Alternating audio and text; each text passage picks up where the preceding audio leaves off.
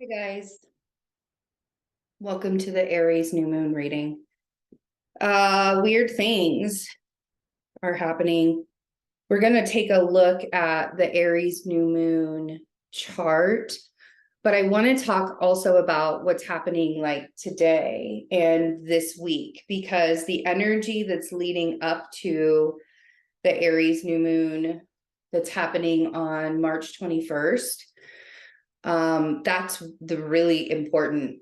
This is like this time right now, and it's exhausting. Like, I don't know if you guys can tell, my eyes are a little bit swollen. I'm a little stuffy. We woke up today, like yesterday it was like 70 degrees, and then woke up today to the snow squall. I don't know if you guys know what a squall is, but like a snowstorm lasts for hours and a snow squall lasts for like 30 minutes or something like that. Or I don't know if I got that right, but I think that's what I listened to on the news the other day. I'm not used to it. I've never heard of a snow squall before, but I've never lived in a state where it snows the way it snows here. Usually, like in Kansas City, some years we wouldn't even get snow, but here in Colorado, it's pretty snowy all the time. Real quick, some family business for me and my family. We are still in a state of emergency when it comes to our relocation.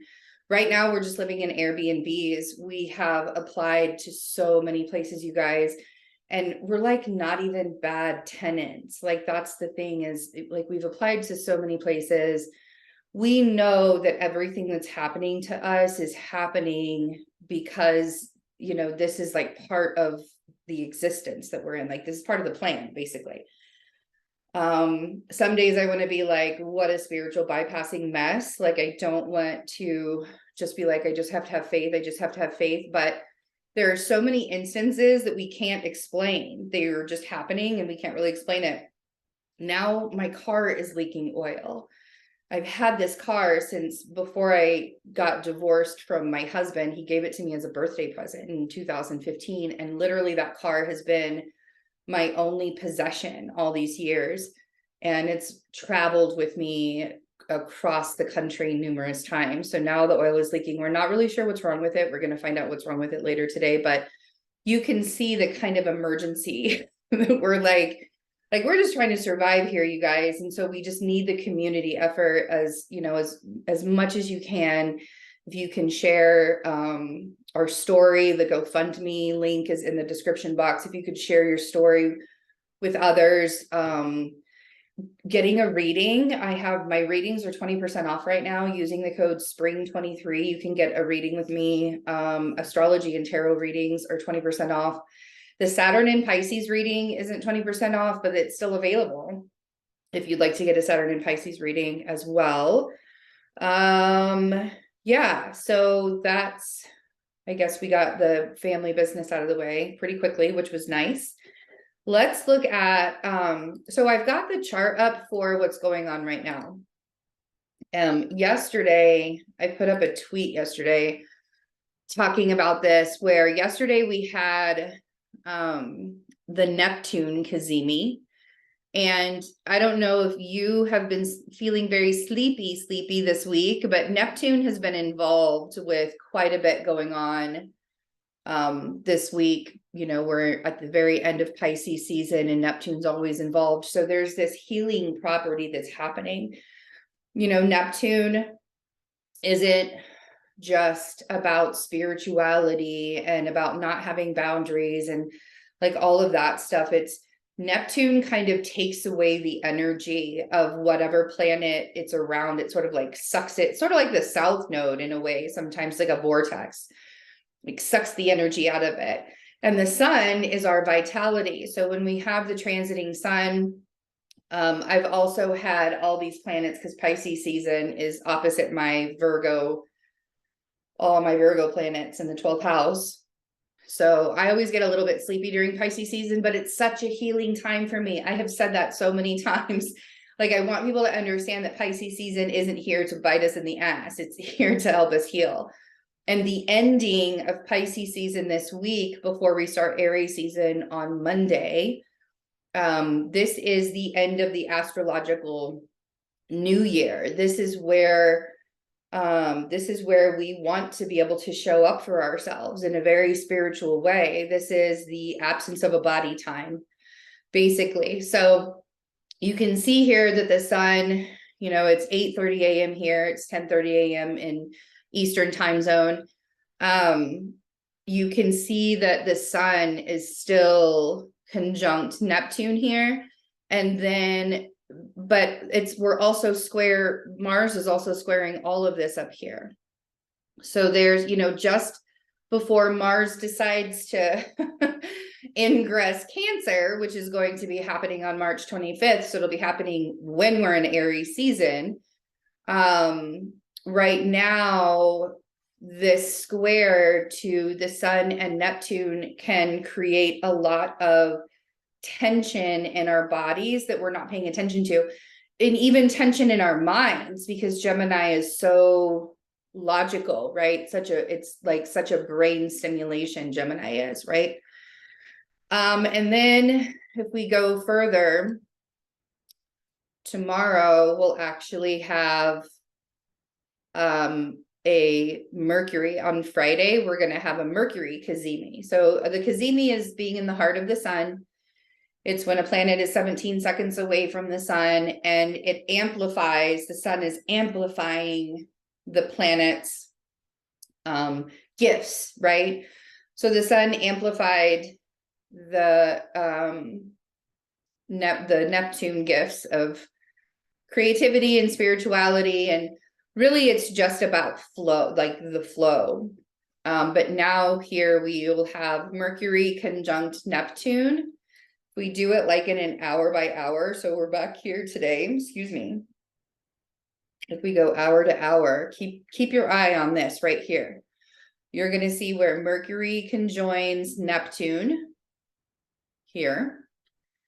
And so there will be a lot of misunderstandings probably today. There will be a lot of not really, you know, like this is a time for you to meditate. This is a time for you to use your mind, not in a way to argue.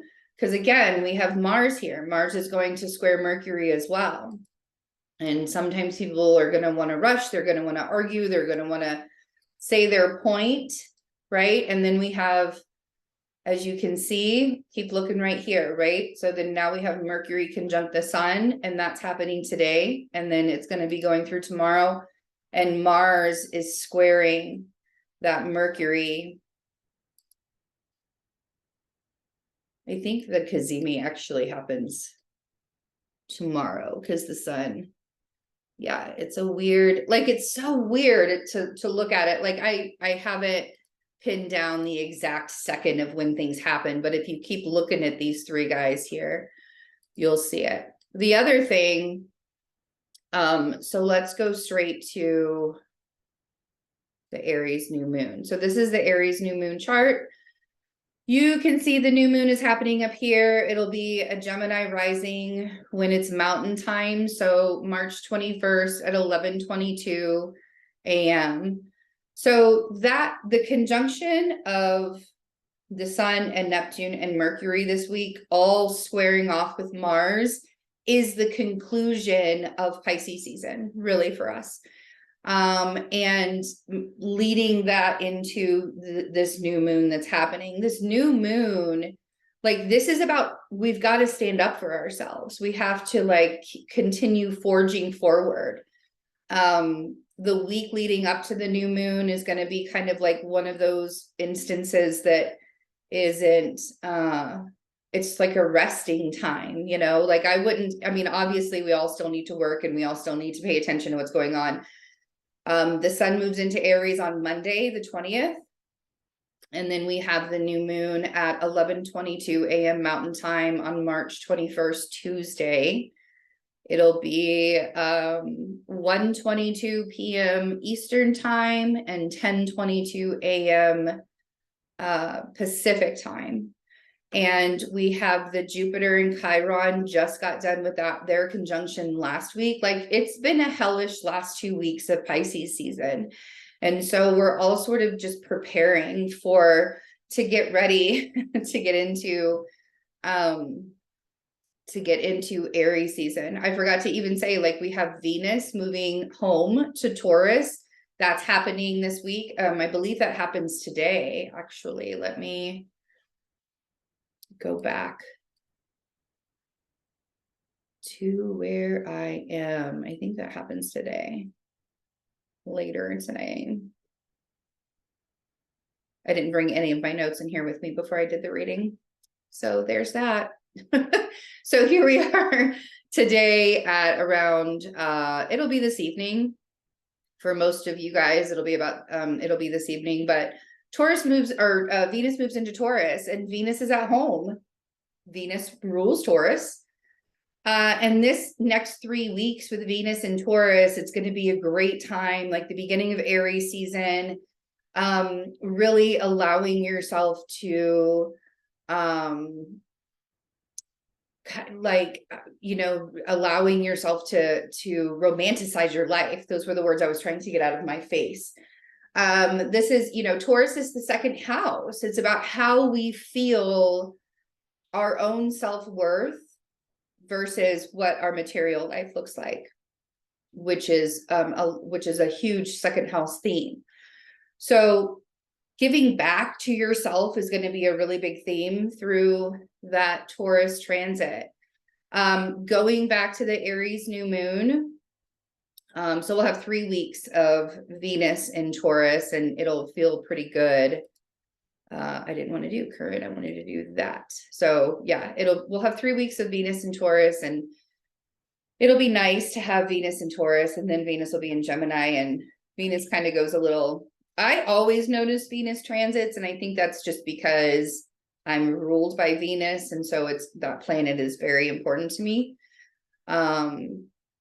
But yeah, like, the Venus in Taurus always makes me feel a little bit more luxurious than, any other Venus. So enjoy that.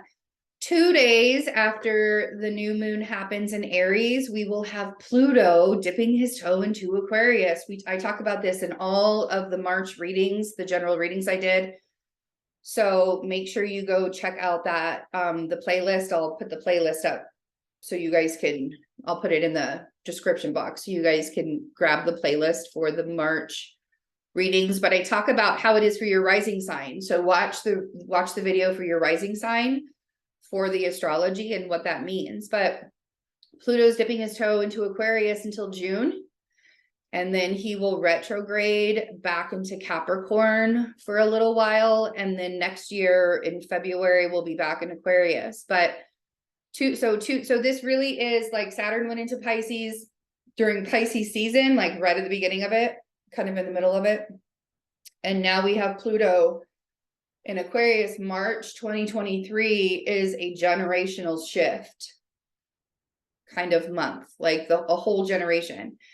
Babies born after March 23rd will be a Saturn in Pisces and a Pluto in Aquarius generation. And that's huge. It's huge because everything is changing. We're moving from Pluto being in Capricorn, which is very much about the structures of money and the structures of capitalism and the structures of working really hard and like get it right. The last time Pluto was in Aquarius was the Revolution. 1798, I believe, was the date.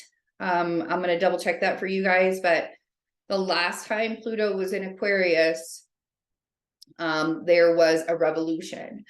I think many things are going to be changing. Aquarius is about the humanitarian efforts. Aquarius is not somebody like who's just always thinking about themselves. They're also thinking about other people, and they're always wanting to help better other people's lives. And Pluto is the planet of destruction and then rebirth. And the thing with the destruction and the rebirth is things have to fall first before they can rise. Right now, Pluto is at the 29th degree of Capricorn. If you look in your own natal chart, you can kind of see where this disruption, this is Pluto's at the 29th degree in my 4th house, and I became homeless, like, and that happened. So astrology is very real, very literal sometimes, but we're going to see in so many ways the way that the way that humanity has to fall first. And you know, I mean, we hear this all the time, but a lot of times things have to get worse before they can get better. And I think that really is kind of goes hand in hand right now with the way that everything is going and the way that everything is kind of falling in line. It's been quite a shit show lately. That's for sure. Quite a shit show. So let's do some cards. We're going to do the power of surrender. Let's see what it is that we are surrendering for Aries, the Aries new moon. Oh, I love this. Surrender to your intuition. But yeah, this is definitely a time in our lives where, like, we don't, like, the more people I talk to about this, the more it makes sense, but nothing makes sense. We can't really see through the fog of what's happening. Like, things are happening in our lives. Our lives are taking really fast turns and really quick twists and all of that. And we can't really see that happening until it's happened. Like, we don't know, you know, how things are going to turn out, or, you know, whatever. We can hope and we can keep our faith and we can keep moving forward regardless, but surrender to your intuition. Tune into your inner voice. Be aware of any gut feelings, flashes, knowings, or aha moments that come through to guide you. So surrender to your intuition, trying not to, I love the eye there. That's pretty cool. Kind of looks like a reptile, human eye, reptile / human, which is very Aquarius to me.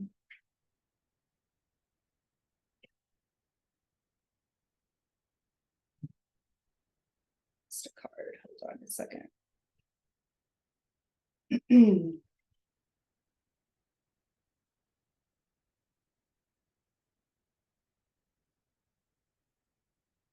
then a card turned upside down in the deck, and I don't know where it is. Hold on.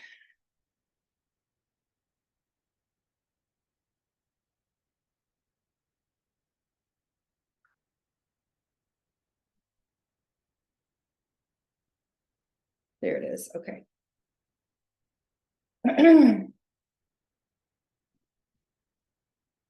Oh, wow. There was a lot of stuff that came out here. Okay. So we have, oh, I love this. We have the Two of Wands, this tiny little space that I have to work on. It's so annoying sometimes. Okay, so we have the Two of Wands. We have the Seven of Pentacles, and we have the Emperor. We have the Three of Pentacles. We have the Sun, and we have the Three of Wands. Okay, so we're starting off with the decision. We have two different roads, two different paths we can take. The Seven of Pentacles is, the Seven of Pentacles are the seeds that you have already planted. Like, the way is already known is what I'm hearing. And that's, you know, the way is already known. It has already been planned out. You can be in charge of it, but you cannot control it. There's a difference. You can be in charge of how you respond to the way that the energy is laying out for you. You can be in charge of your own emotional state. You can be in charge of how things, when they're like laying out and stuff, like, how is it that you, like, what kind of atmosphere are you creating as things play out and as things begin to evolve more? I feel like this foundation, sorry, my voice keeps on cracking, but I feel like this foundation that is being built that you already planted with the Seven of Pentacles, the Three of Pentacles is the foundation that you're building. And I feel like you have help. I do feel like that this is a community effort, if you will, right? The Three of Pentacles is very much like people working together to get it taken care of. And then we have the Sun and the Three of Wands. And the sun is the clarity. The sun is like I always hear the song, the sun will come out tomorrow, the Annie song, when I see this card, because it's true. Like that's like the clarity is coming. And the Three of Wands is about being patient while you're waiting for those answers and you're waiting for that clarity to come. It's not comfortable in that Three of Wands state of mind. This is not comfortable. Like this dude probably has to use the restroom. He might be a little bit hungry, waiting there and being patient. So make sure that you're taking care of yourself while you're waiting and being patient for things, because it's not easy to be patient when you're hungry. It's not easy to be patient when you're uncomfortable. It just isn't. I mean, like, I think that pain taught me more about patience than anything else in my life. There was no, like being uncomfortable, like physically uncomfortable and physically in pain taught me more about what patience actually looked like than anything else in my life. So let's see, Two of Wands.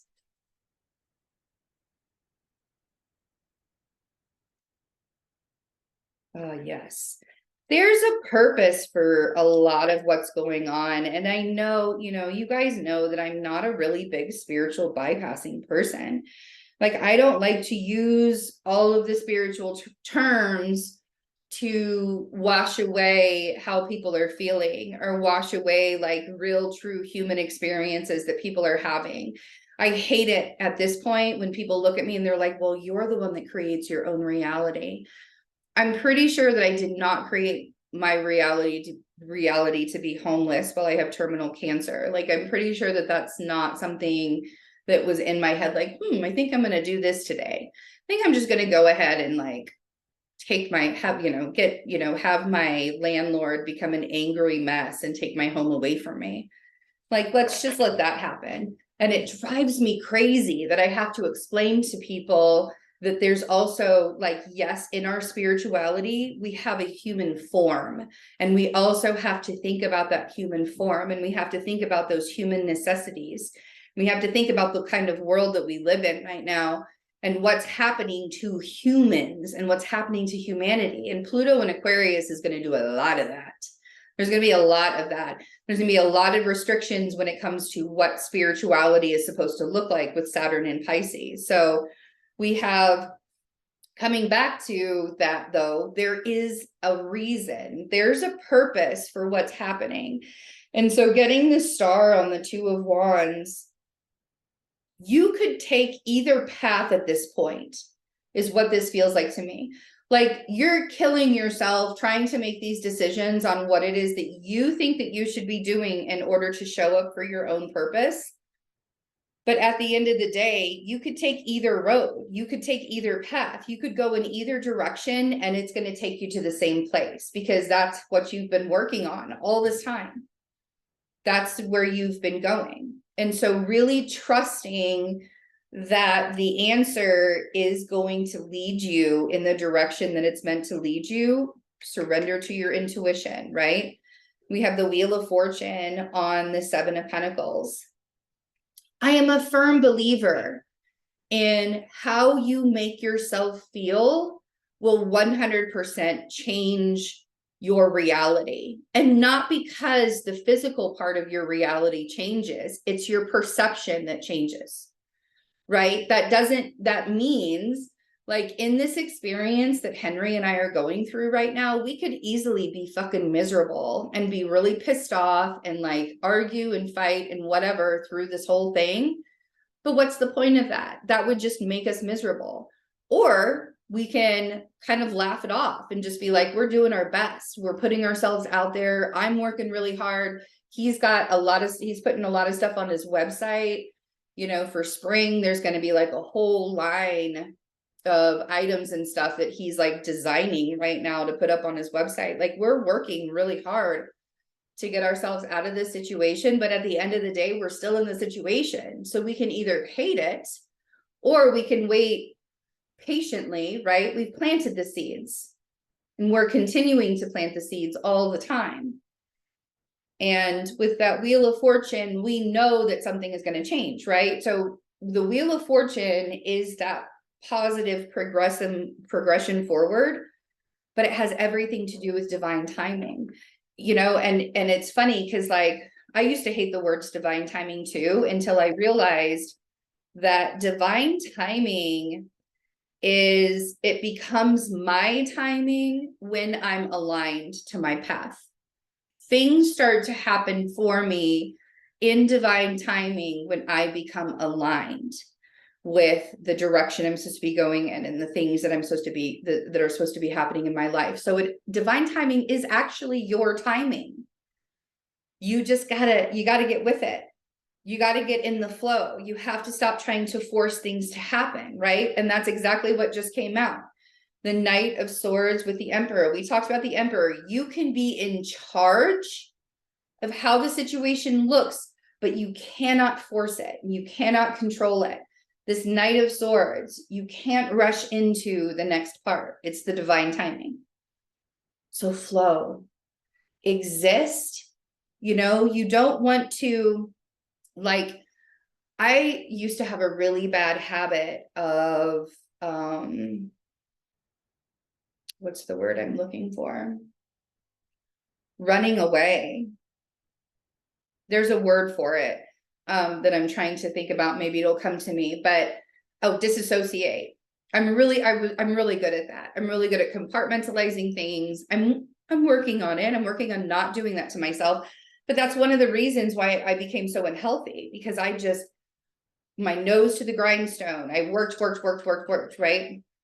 So it's really easy to disassociate and to kind of run away from situations. Like when I would get PTSD or something like that, I would run away from it. I would fawn, right? I would run away from any kind of stressful situation. I just want to sleep through it, like whatever, right? And now it's like, if I know that if I don't face something head on, if I am not honest with myself about facing something head on, it just becomes worse.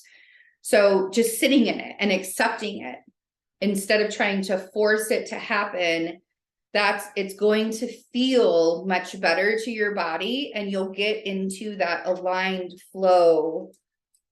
It's not easy, you guys. It takes practice. It takes a lot of practice. Oh, my phone is going off. It's time to take my medicine. I didn't realize it was already 9.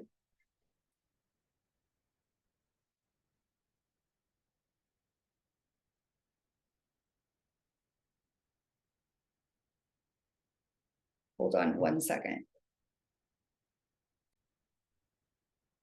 Okay, so we have the 10 of Swords on the 3 of Pentacles. Oftentimes when I get the 10 of Swords, it's the projection of an ending, right? Like, I feel like in this case, because the 3 of Pentacles is building the foundation and having other people help you, I feel like there's a fear that you're not going to have help from other people, or that you're not going to have like a community effort or something like that happening. And that's scary, but that's the thing, is like, if we're always scared to be honest about our needs and what we need from people, we're never going to be able to get what we need. Like, we'll never get what we need if we're constantly worried about asking for help. You know what I mean? Like, I feel like that's what it is. I feel like for some of you, it's like the end, like the absolute end. If I have to ask for help, then that's it. Like, that's the end. I wanted to see what was at the bottom of the deck. It's the 5 of Wands. We'll talk about that in a minute. We have the Lovers on the Sun. The Lovers card, Yes, sometimes it can mean that there's a relationship, or, you know, that you have like-minded individuals that are very close relationships around you that are helping you. For me, I often look at the lovers as the energy that resides within us. And when we allow ourselves to balance our energy with our logical side and our intuitive side, we can make decisions so much easier. Like, that's my Virgo stance on what the Lovers card is, right? Because it's two sides of the same coin, the Lovers card. It, you know, it's, and we can talk about the feminine and the masculine energies all we want, but when it comes down to it, at the end of the day, we are our greatest tool. We are our greatest ally. We are our, you know, like our greatest therapist and our like everything, right? Like, so trusting yourself and believing in yourself and really looking within yourself and aligning those energies within yourself makes your life a little bit easier. You could be gaining clarity also about a relationship you're in. This could be about a relationship, but don't rush into that relationship. Especially with Venus and Taurus, it's going to be very, very easy for us to get into that. Venus will be sextile Saturn immediately when it gets into Taurus. And so we can work on our closest relationships with people. And, you know, and we can even create long-time efforts with them, but we can't, you know, not rushing into anything. And then finally, we have the Hanged Man on the Three of Wands. Like, of course, this positive momentum. While we're waiting for the next step to come up, we've accepted what's happening. We've accepted the role that we're playing in what's happening. And now we just have to wait for results, right? And so that Hanged Man is like, this is a time for you to pause.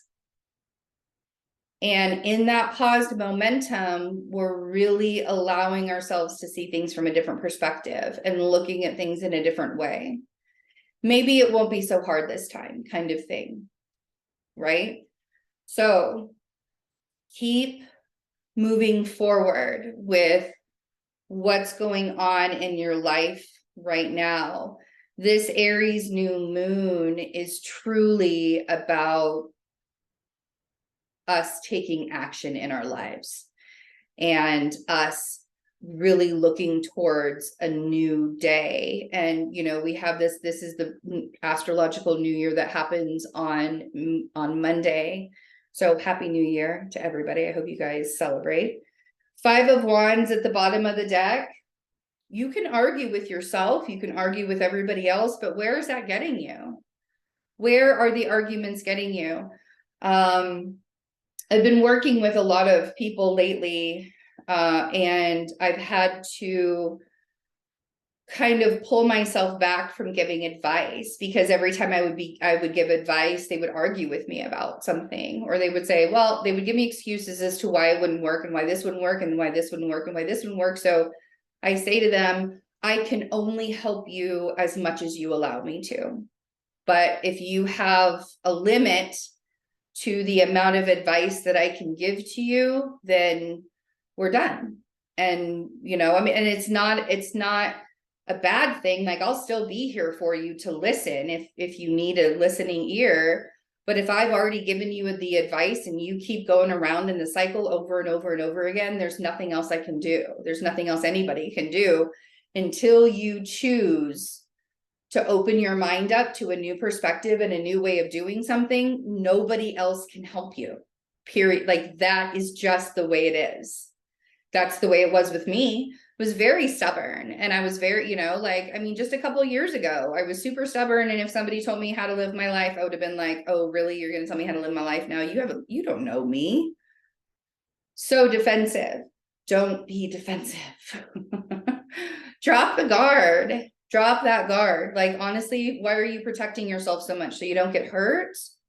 You're hurting yourself sometimes by having that guard up too. All right. I love you guys. I hope you have a wonderful Aries new moon. Go check out your March readings. I'll see you guys in a few days to get started on April readings. I'm probably going to give myself about a week break before, I don't know, we'll see. I'll probably get him, start him out next week, but I'm going to give myself some time before I get started. So I love you guys. Bye.